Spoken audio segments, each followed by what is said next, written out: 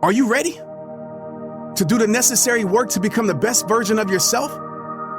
If so, I offer you the benefit of my experience and the experience of others who have been so generous to share their stories with me.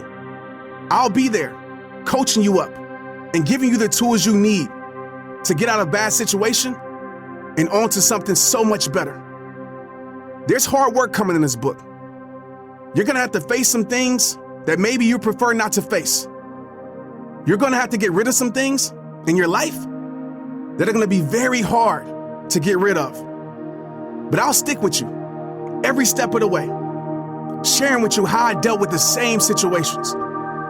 Throughout this book, I'll be sharing parts of my personal journey and showing the lessons these experiences have taught me.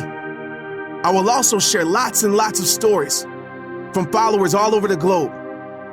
People have gone through and still might be going through hard times and feel that their stories might offer others something to identify with and provide a sense of comfort. I've changed their names here for their own protection. But I promise you, these stories are as real as they are raw. Enough introduction. We have work to do. Are you ready to become the greatest you? Then it's rehab time. Let's get it. And if I'm gonna ask you to be real with yourself, the least I can do is start the process with some transparency of my own. 10 years ago, I was in a very dark place. My life was all about football, though the challenges in my life certainly didn't end there. From the time I was a kid, I was always one of the best players on the field. I remember the first 3 times I ever touched the football, all 3 plays went for touchdowns. Before I even was a teenager, there was no doubt in my mind that I was destined to play on Sundays in the NFL. My future seemed even more certain when I started as a wide receiver for Baylor University. I was ready for a long career in the league. When draft day came around, I watched every pick of the draft. Experts had told me that I was likely to go in the later rounds, but it was possible I could go higher. So I stayed glued to ESPN from the start, waiting to hear my name called. Except it never was. 2 days, 7 rounds, 255 players, 34 of them wide receivers, like I was, and not one of them was me. I'd be lying if I said that didn't hurt. It did. But I had to hide my hurt behind a smile. I had to pretend I wasn't worried that my lifelong dream wouldn't be coming true. 15 minutes after the draft, my worry started to fade as multiple teams called, trying to sign me as a high priority free agent. After getting counsel from my uncle George Stewart, who has been coaching in the NFL for more than 20 years, I decided to sign with the Indianapolis Colts. They were fresh off a Super Bowl title, and I knew I had the skills to help them get another ring. I just knew Peyton Manning and I were gonna be making big plays all over the field. I just knew it. I got to training camp, and things were going great. I started at the bottom of the totem pole because I wasn't a returning player or a high draft pick. But I got off to a great start in the preseason. Maybe the best in the NFL, and certainly the best among rookies. Undrafted free agents are always a long shot to make the team. But I was turning heads. I was balling out. And I was sure I was gonna make the squad. Then the Colts didn't play me in the 3rd preseason game. That didn't make sense to me because I've been playing so well. I asked some of the veteran players about it, and they told me that the team was trying to hide me because they didn't want other teams signing me. That didn't make one bit of sense to me. Doing that only makes sense if they weren't planning to sign me. And in spite of how well I played, that's exactly what happened. They cut me and then re-signed me to the practice squad, which meant I wouldn't suit up for games, but could still get a call at some point. I figured I'd be in Indianapolis the whole season, so I got an apartment and a car. Then, after week 2, they cut me from the practice squad.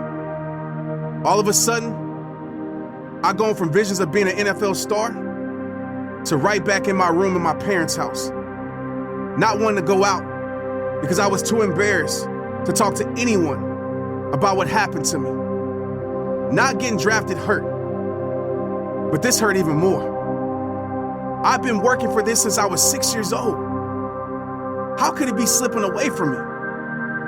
A week later, I was back on the practice squad. And a few weeks after that, Coach Tony Dungy told me I was going to be moved to the active roster for a Monday night game against the San Diego Chargers. Okay, I thought this didn't start out the way I wanted, but everything has turned around for me.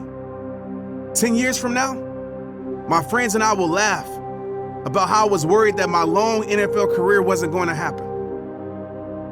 But something wasn't right with my knee. I've been feeling it for a while, and I ignored it because I had to. I couldn't afford to let an injury get in my way. The problem was that it wasn't getting any better. I had to pop a pain pill before every practice just to get on the field. I knew that if I set out of practice, I would be going home. No team needs an injured guy on the practice squad, and they certainly don't need an unproven guy that isn't 100% healthy on the active roster. I tried to fight through it, but coach saw me limping, and he told me the team couldn't afford to activate me if I wasn't able to go full speed. I knew in that moment that I had lost out on a huge opportunity. I stayed on the practice squad the rest of the year, but I never got another chance to get in the game. The next season, I was invited to the mini camp with the Seattle Seahawks. They wound up cutting me right at the end of preseason. But then a week later, they called me and said they wanted me to come back. That very day, in fact. I quickly packed some things, rushed off to the airport, and was just about to board my plane when I got another call from Seattle. They changed their minds. I got one more shot with the Washington Redskins. I was completely healthy, and I ran the fastest time of my life. A 4.3 40-yard dash, which is super fast. The Redskins signed me to the practice squad, but I never got any further, even though I had great practices. By November, they had cut me, and I learned firsthand the real meaning of the initials NFL. Not for long. I refused to believe my dream was over. I just kept running from reality, because reality didn't connect with the vision I had for myself. I was a football player. It was the only way I knew how to define myself. So I had to keep running from the fact that football wasn't happening for me. If the NFL didn't want me, yet there were other options.